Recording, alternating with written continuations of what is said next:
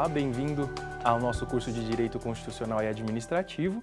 E na aula de hoje nós vamos começar a tratar do direito administrativo. Vamos lá? Vamos começar a tratar o direito administrativo a partir da definição.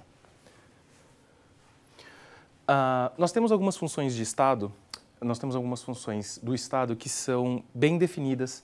E isso aqui vai ter um impacto para a gente do ponto de vista do direito administrativo. Quais são as funções básicas do Estado que vão ser reguladas pelo direito administrativo?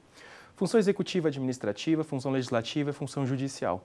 Nós já vimos em aulas passadas, inclusive da parte da parte de administração pública, e vocês já têm visto isso ao longo do curso em diversas disciplinas, que o Estado ele tem as três funções, os três poderes divididos, que é o poder legislativo, executivo e judiciário.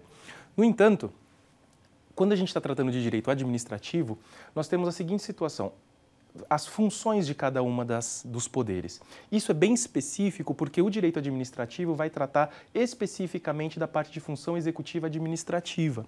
Então, o que acontece? Quais são as funções básicas do Estado? As funções básicas do Estado são executiva e administrativa.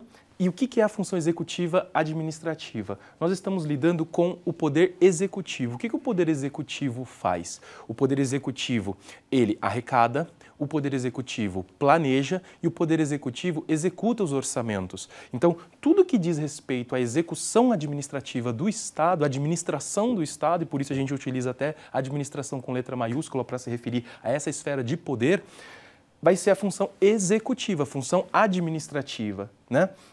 Agora, a função legislativa, que é a função do poder legislativo, que é a função de legislar, que é a função de fazer leis, essa é uma função específica do poder legislativo. Então, quando a gente está tratando do poder legislativo, ele vai ter as regras de legislação que a Constituição determina, mas o processo legislativo, o que é de competência das casas legislativas, a gente chama de função legislativa. E o Estado, esse mesmo Estado que tem esses três poderes e ele se executa de três maneiras diferentes, que é ou por meio da função administrativa executiva, ou por meio da função legislativa, ou por meio do que a gente eventualmente fala do Estado juiz. O que é o Estado juiz? É o Estado exercendo o poder judicial. Quando o Estado tem que dar uma interpretação por meio da lei e fixar aquela interpretação e executar o seu julgado, quando estamos diante dessas atividades, nós estamos diante da função judicial. Então, o que é importante a gente observar aqui do ponto de vista do direito administrativo? Essas três funções que a gente está vinculando ao poder do Estado como um todo agora dividido, elas podem, de alguma maneira, ser permeadas pela função executiva administrativa. De que maneira? Veja bem, o que é a função legislativa? A função legislativa é a função de legislar. Então, quando o Congresso Nacional, o Senado Federal, a Câmara dos Deputados está nas suas funções legislativas, nós estamos diante da função legislativa. No entanto, ela tem que contratar funcionários. Os deputados não trabalham sozinhos, os deputados tem um corpo de pessoas que trabalham junto com eles. A casa do Congresso Nacional, o prédio do Congresso Nacional, os anexos, tem o pessoal que trabalha na segurança lá dentro. Então, o poder legislativo, que é presidido, o Congresso Nacional presidido pelo Senado, pelo presidente do Senado, ou a Câmara dos Deputados, ou uma Assembleia Legislativa, ou uma Câmara de Vereadores, que tem função legislativa, elas podem ter função administrativa quando elas estão tratando de contratar funcionário, quando ela está tratando de contratar um serviço, ela pode contratar um serviço, então vai ter que ser por meio de licitação. Então, tratar com funcionário, tratar com prestadores de serviço, todas essas atividades que são da administração da Casa Legislativa, elas vão acabar sendo feitas por meio da função executiva administrativa. Então, o direito administrativo, que regula a administração pública, ele vai ter, em algum momento, que ser aplicado dentro das casas legislativas ou dentro da Casa Judicial. Casa Judicial a gente está chamando o quê? Os tribunais. Então, os tribunais, o Supremo Tribunal Federal, o Tribunal de Justiça, o Tribunal Regional Federal, o Tribunal Regional do Trabalho, os diversos tribunais que compõem o Poder Judiciário brasileiro, que executam a função judicial, que é a função específica de julgar, eles precisam ser organizados de uma maneira que é a maneira do executivo, que é a maneira da administração pública de fazer as coisas. Então, os cargos serão compostos por equipes que vão ser contratadas por meio de concurso. Todo mundo que presta serviço dentro desse ambiente vai ser organizado de forma hierárquica. Então, tudo isso que vai acontecer essa administração do Poder Judiciário vai ser feita por meio da forma do direito administrativo de organizar as coisas, né? Então, o direito administrativo é o ramo do direito que vai tratar da administração pública e da forma como a administração pública se exerce em todos os âmbitos. Agora, existem funções, como é o caso das funções legislativa ou da função judicial, que tem regramento próprio, e isso vai ser tratado especificamente, cada um por meio da sua lei, né? Então, isso é um cenário que a gente está entendendo o quê? Quais são as funções do Estado brasileiro. O Estado brasileiro se divide em 3 poderes e estes poderes, eles têm a forma de execução. Vamos caminhar. E aí vamos tratar um pouquinho de uma definição. É importante a gente observar o seguinte: o direito administrativo, eu aqui já acabei de apresentar para vocês algumas formas de definição do que pode ser direito administrativo.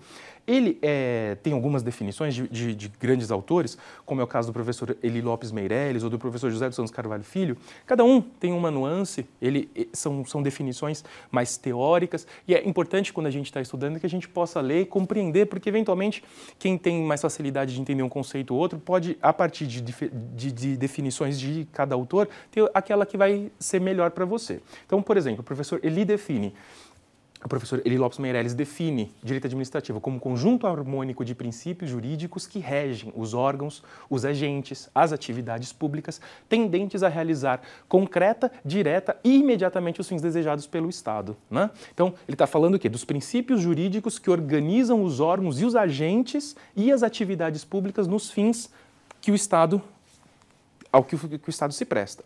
Já o professor José dos Santos Carvalho Filho fala, é um conjunto de normas, ele já define a partir do conjunto de normas e princípios visando sempre o interesse público, que regem as relações jurídicas entre pessoas e órgãos do Estado e entre este e a coletividade a que devem servir. Então, o direito administrativo está sempre tratando da administração pública, sempre tratando dessa questão da intermediação de como o poder ele é exercido pelo Estado e tem que ser muito regulamentado, tem que ser muito regrado, porque o Estado ele é muito grande, ele é muito poderoso e tem que haver regras específicas para como o Estado exerce o poder. Nós já mencionamos isso em diversas situações.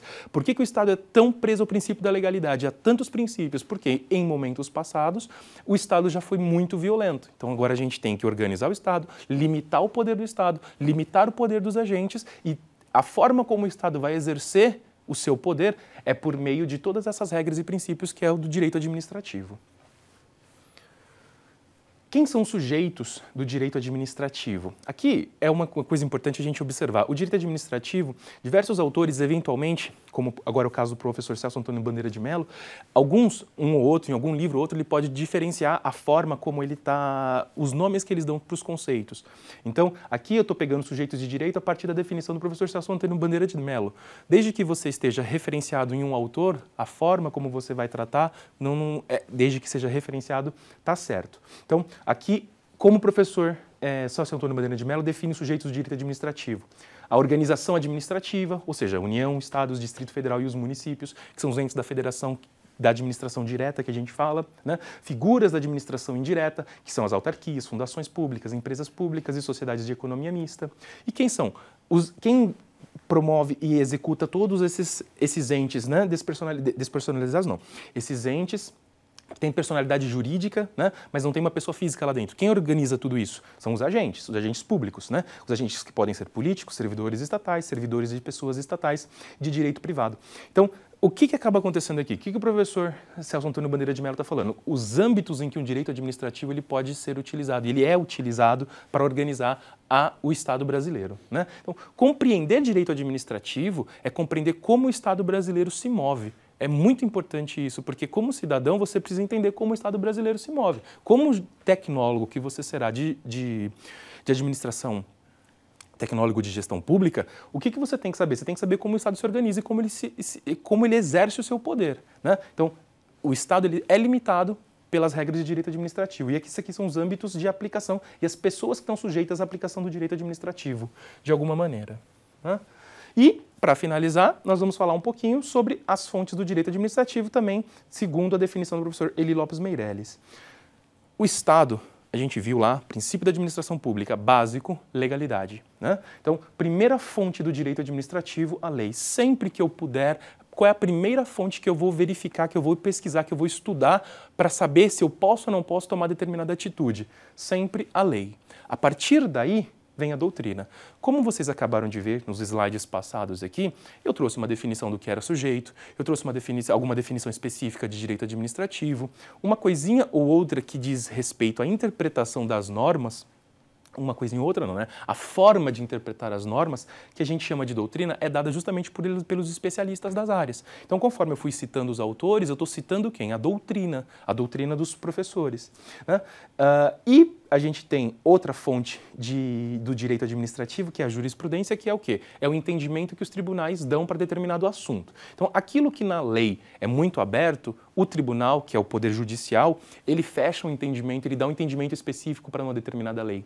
Nesse aspecto, a jurisprudência se forma no momento em que você tem diversos juízes julgando em determinada direção, dando um determinado entendimento para aquele texto legal. Então, aquilo que na lei pode ser aberto e pode ser polissêmico, o tribunal vem dar um entendimento, e esse entendimento que é uniforme entre os tribunais a gente chama de jurisprudência. E por fim, o professor Eli Lopes também cita os costumes administrativos, né? A forma de proceder, como é feito numa repartição, isso pode subsidiar a forma de fazer, também pode ser uma fonte do direito, né? Então, com isso a gente dá uma introdução ao que é o direito administrativo, define alguns conceitos importantes, aprende o que são as fontes do direito, que é aqui que você deve buscar primordialmente as informações. Tudo que você aprende em direito, você tem que aprender.